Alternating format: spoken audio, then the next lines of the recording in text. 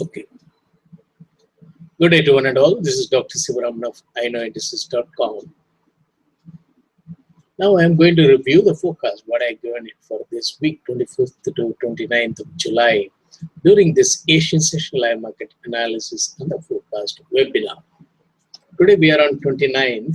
So I gave on 25th of July the expected market moves for all the 5 days of this particular week.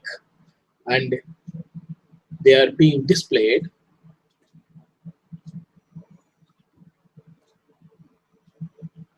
on Monday 25th, and I explained what are the expected market moves for this particular week. And then subsequently,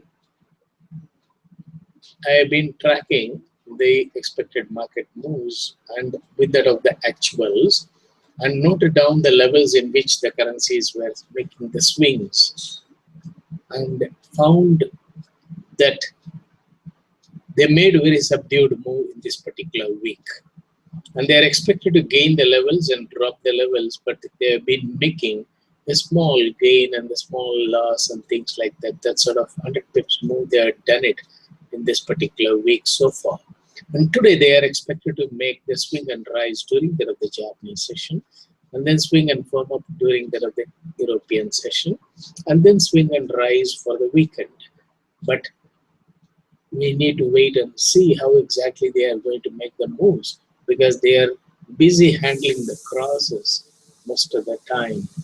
And so they have been making some extreme moves only in one or two currencies, focusing on that. And today the focus was on the Japanese yen, and they made a drastic upward as well as the downward move, and then started gaining the levels again from the other low. So they are making very volatile move. And in the case of USD/yen, and they are expected to again bring in another volatility in the case of USD/yen during that of the US session, because this being the weekend, and also the month end, they are expected to make some extreme moves on the downside in the case of USD/yen, and then quickly gain the levels after hitting all the stops in the derivative market. Then in the case of Euro and GBP, they have been holding and making sideways moves, and also you don't come across significant rise or the drop in them. Australian dollar slowly gained the level, but still we did not find much of an activity. And next week, it will be the month beginning. Again, they are expected to hold low and handle the lower level, do some lower level consolidation with some gains, and that they do it in order to induce the traders to commit positions in that of the derivative market. Afterwards, they are expected to make some big rise in the case of Euro and GBP as well as in the case of USD/yen. Coming to that of the levels in which the currencies were trading.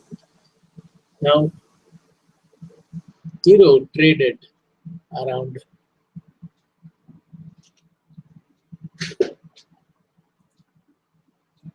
so 1.0953 is the low and 1.1119 is the high, and they have been hovering around in the narrow range.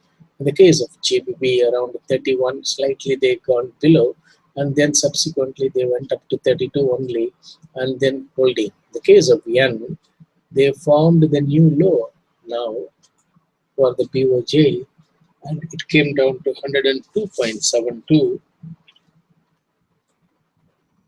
and 106.72. They just showed it on the day of rumor. Then in the case of CHF, they came down to 97.72 and then 99.46, just a matter of about 150 pips swings in all, and less than that. In the case of USD CAD also, 1.3102, they came down as the low, 1.3250, about 150 pips.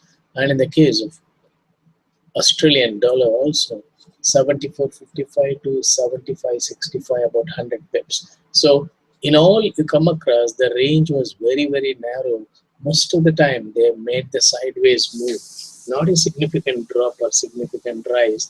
And they have been focusing only on USD yen in order to make the drastic downward move, and mainly they have been focusing on yen and yen crosses. After coming to 102.72, quickly they gained the level to 103.53, and they are expected to gain some during this session, and again they are expected to go back to that of the low during that of the year session to induce all the long holders to liquidate, and then they are expected to gain the levels for the month end.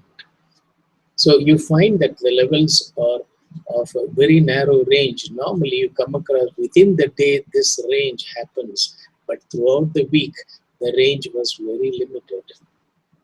So not a significant week as such. Then in the case of market reading, I noted down the initial lows and the highs.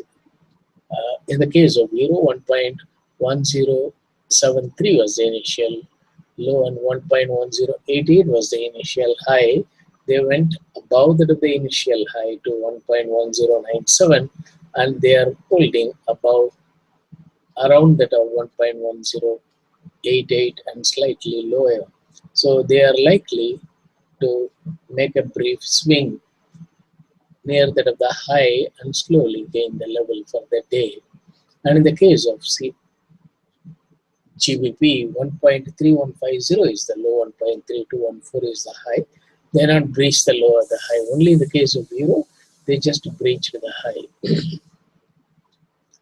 And in the case of yen, 103.47 was the initial low, and they came down below that to 102.72 after the BOJ meeting, and then subsequently they are still holding around that of 103.46.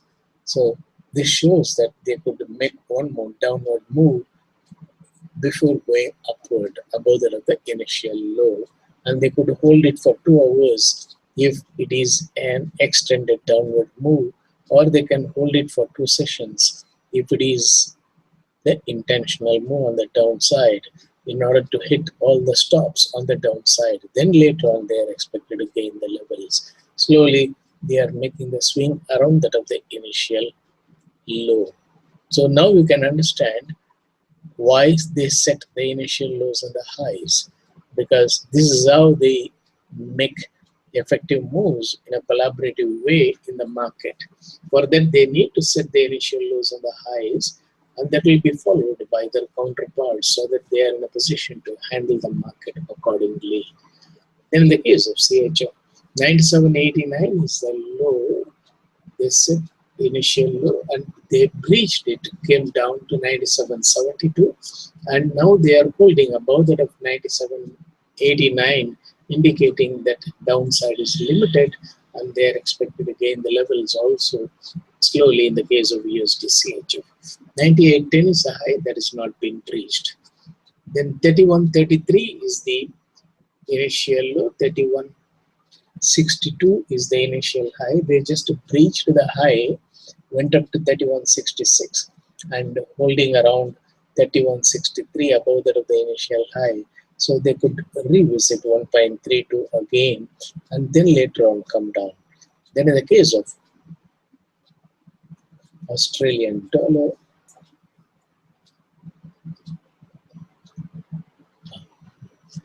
.0.74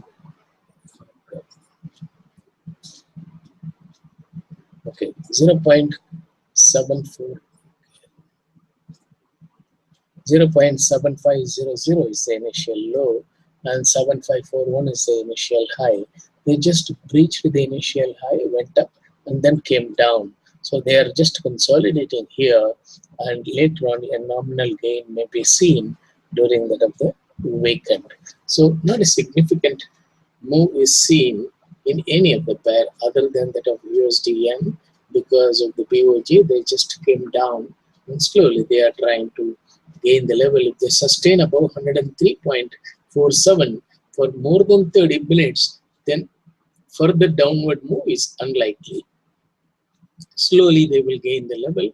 Probably after gaining to 104, they could come down a little bit to 103.50 during the start of the US session, and then start gaining further. So that we need to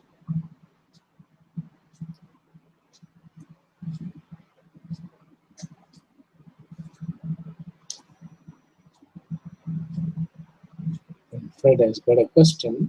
Do you look at the levels at the US Open as well? The opening 1 hour range or just the GMT time? No, actually, the levels are noted down during that of the Japanese session, not during the US session, because the day starts for all the geological or the world calculation. GMT time is the universal time. So irrespective of the country we belong to, we can follow the GMT time. The players also follow the GMT time in order to have the cutoff date. So that is very vital in the case of the banking deals. So you would have noticed in the banks that if you deposit a check or if there is a credit, then they will mention that effective 29th July, or the money might have been credited to the account, but it will say that effective 30th July. That means 29th, it will be reflecting in your account, but you will not be able to withdraw that. And only on 30th, you will be able to withdraw. That is why they make it as effective. And that cutoff date is the universal date line. That is next to Honolulu, opposite to that of GMT, you come across the universal date line, and that is being used all over the world for all the banking transactions. So start of the Japanese session will be the start of 0000 GMT, and then Japanese session starts by 0030 GMT. From there it continues, and the day starts from there, and it happens to be a 24 hours day. But in our normal place, when you follow the local time, then we have the AM and the PM. That is during the early part of the sunrise and the late part of the sunset, like that. But in the universal time, that is the GMT time, you don't come across the day and the night. Wherever you find the market is active, it is the day. So as the globe rotates, you come across the day persists throughout the 24 hours. So then the market is active during that of the Japanese, European, as well as the US sessions. So we need to follow the GMT time and note down the initial lows and the highs by 030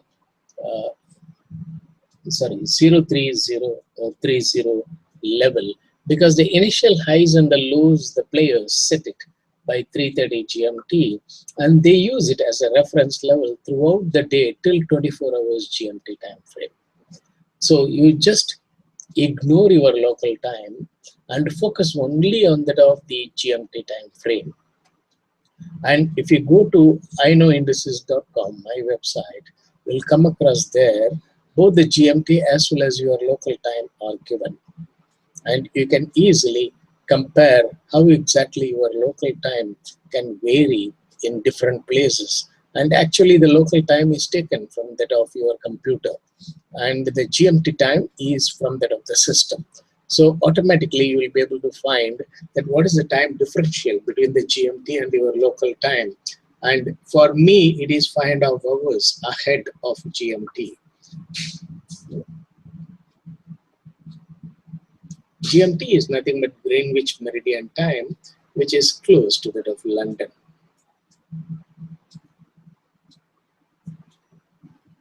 Geographically, and that is the time frame. Okay, any other question if you can ask, I can explain to you. So we find that not a significant move is seen so far in this particular week.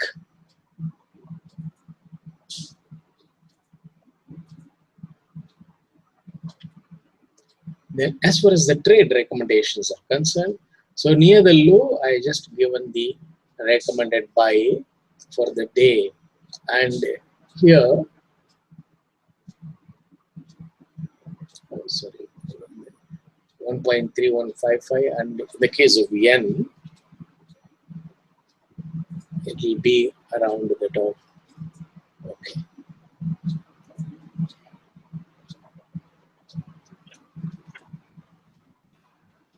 They could make a downward move In the case of yen,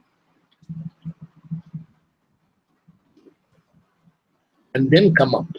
So the downward move, you can take the buy position. So the stop can be 103 point.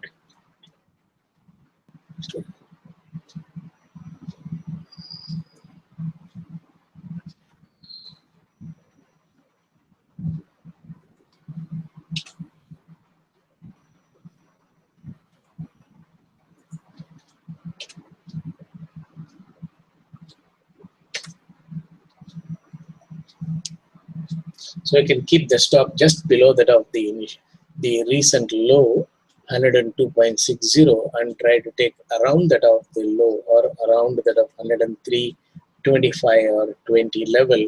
Keep the hedge order to limit the risk, and they are unlikely to fill the hedge, and they are expected to gain the levels during the day.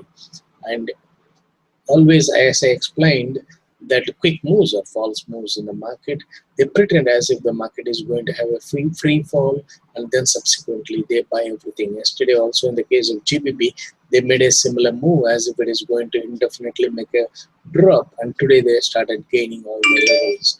And yesterday euro, they have been holding it, as I told you, that they were handling euro GBP cross yesterday on the higher side, hitting all the stops.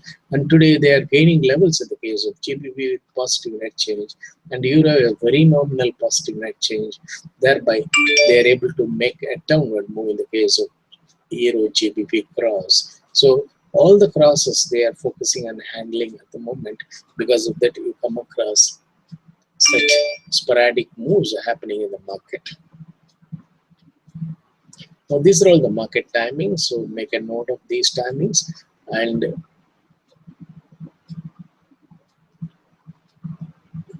keep in mind that they make the big moves in the case of the majors during early and the late sessions.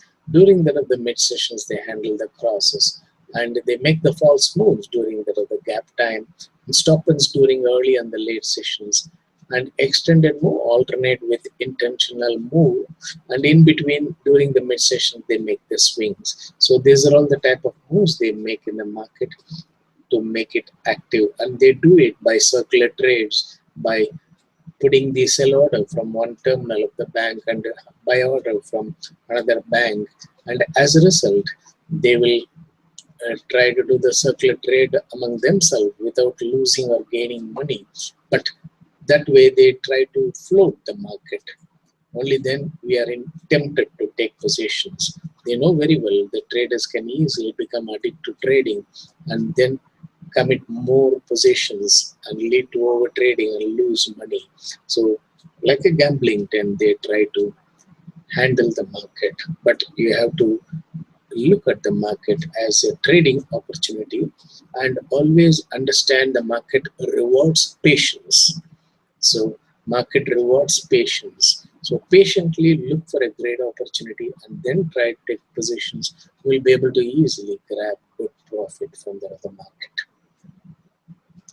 And today I'll come back again by 11:30 GMT, and then before that of the US GDP data release, I will try to give the spike trade call. And afterwards, post data release by 13 GMT, I'll try to review the call. What happened before and after the US GDP data release. I heard something new today, that the banks really balance out at the month end and they were going to buy US dollar. Is it true? No, it is. See, from time to time, they try to give so many stories to that of the traders, and this is yet another story. See, if they want to earn money from that other market, the banks or the players need to be very cunning. They need to be very cunning.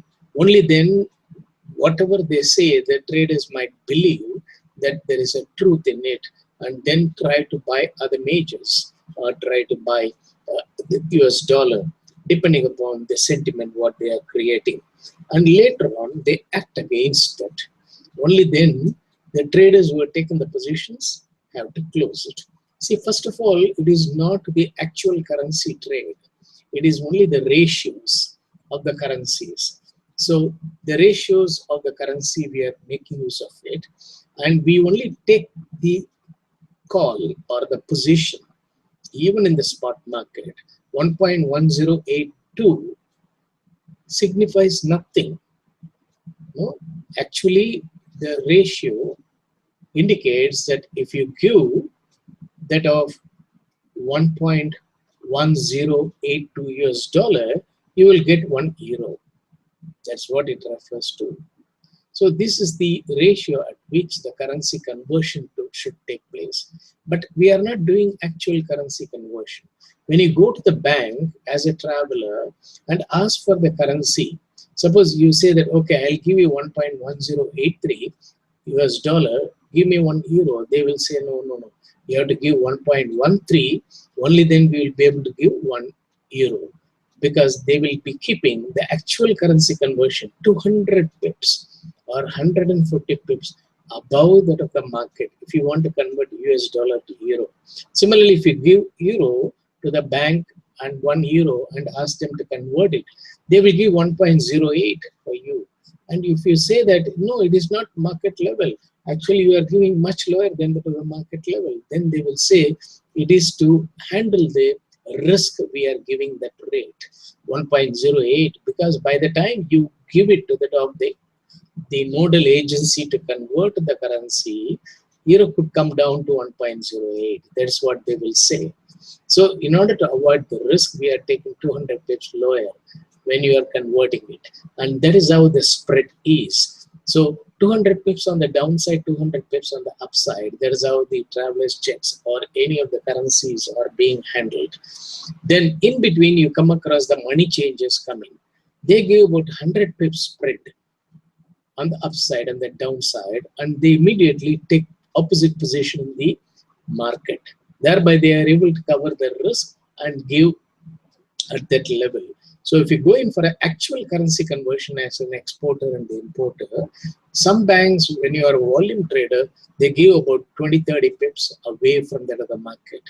Otherwise, they give easily 100 to 200 pips away from that, the actual currency conversion. So this is nothing but the ratio at which the currencies are being traded.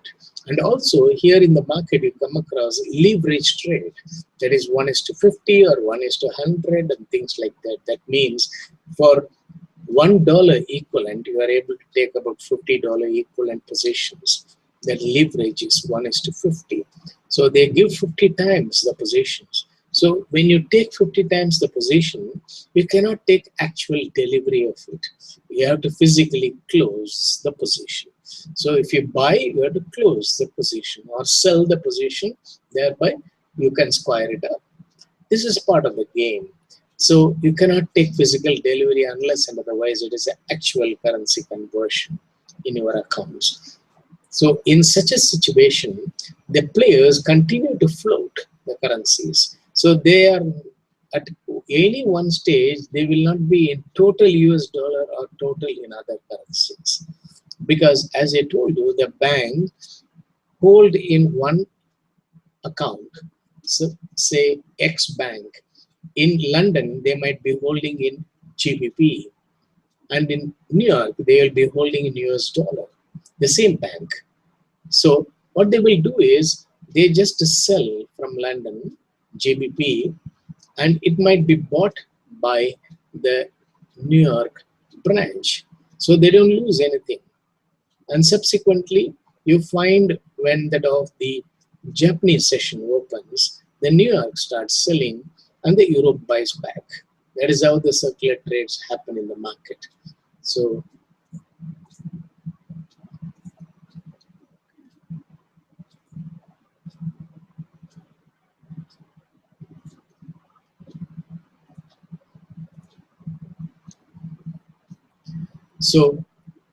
we have to really understand that the players are here to hold the currencies in different branches, different actually the treasuries in different countries, and they continue to circulate it.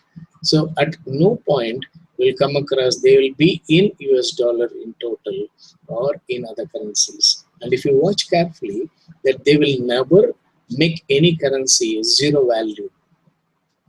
They have to necessarily float it, and they got the limitations also. And afterwards, you come across the respective countries come for interventions. So obviously, within the range, they have to make it, and they are permitted. The banks are permitted to make a swing for about 150 pips from the previous day close, and in a day, and about 350 pips from that of Friday close to the next Friday close. So these are all the limitations. Within the limitations, the players try to make the moves in the market, telling that, okay, that this particular news is positive US dollar, this particular news is negative to US dollar, and things like that. They manipulate it. So ultimately, they create the sentiment for the day, and when the traders commit position, if they don't close it, the next day they make the opposite sentiment so that the traders get struck. They want the traders to get struck. That is why I always insist upon using the trading strategy, limit the risk and maximize the profit. As soon as the position makes profit, keep stop and entry so that you will not be facing any problem in the market. Okay, what is the probability of USDN going further down? They could come down to 103 area or 103, 20, 2018, etc. just to give an impression that it could fall, make a free fall, and then start gaining the levels. Because also you have to keep it in mind that in the market you come across both the short sellers as well as the long holders. Not everybody is holding long. There are short sellers also. Technically, when they are seen that USDN has dropped because of the fundamental news, then they try to take sell positions when they are holding it like this. And especially when they hold around that of the initial low, then the charts will indicate that USDN is unable to go above that of 103.47 or 49, the pivot point. That is how they will interpret. Then immediately they will try to take sell positions. Then subsequently, when they take the sell positions, you find the players have to trap them. Normally what happens, many of the swing traders and scalpers, they just do the buy and sell, and if the going is no good, they immediately turn and do sell and buy trades, aim for about 10-15 pips profit each time. They are highly impulsive and they continue to trade. At the end of the day, they would not have made any significant gain, but the only thing is their heartbeat rate will be very, very high, and the BP might have shot up because of the high tension they unnecessarily buy. And that is why I discourage people going for scalping. Okay, now here it comes. The 52 weeks pivot point is 102.70 and also 61% Fibonacci retracement. Could you hold there? See, this is how you come across the questions come out. Then the traders will think that USDN could make further drop. They may pretend in order to see if they hold around this and make small dip and gain back small dip, gain back, then you are tempted to take sell positions. But you don't buy back again in 5-10 pips profit. Then you accumulate the sell, then later on the players show their true color and the intentions. Always keep in mind that the sentiments are created and the players act against such sentiments created in the market and give attribute that it is because of oversold condition market has bounced back. Or if you find that technically the market has come to that of the oversold, it will go up, then they will make further drop and say fundamentally that particular currency is weak. And so they can give any sort of interpretation in the market.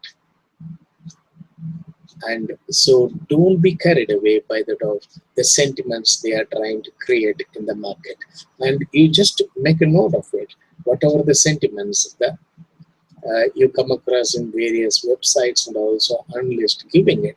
And after about 2-3 hours, you make a note of those sentiments after the reactions, after the data release, and ask the same person.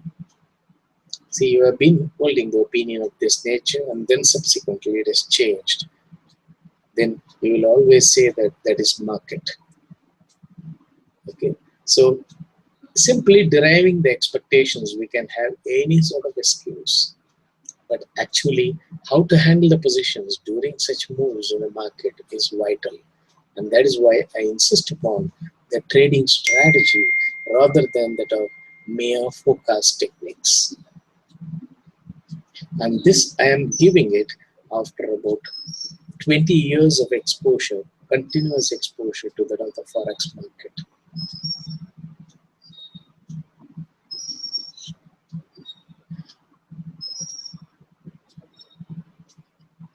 Then today I'll be giving the webinar pertaining to that of the US GDP data by 11:30 GMT, and you can come for the webinar and try to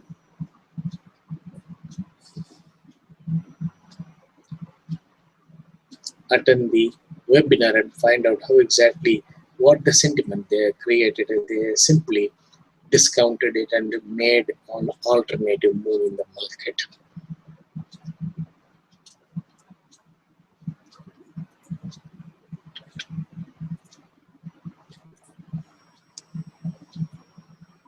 So I take this opportunity to thank FX Trade for the facilities provided to present the webinar, and you people for your kind presence. And please come back by 11:30 so that we will review the market again during the GDP data release time, before and after, and find out how exactly the players try to play with us and how smartly we are able to read their intentions. Thank you one and all. Wish you all happy trading.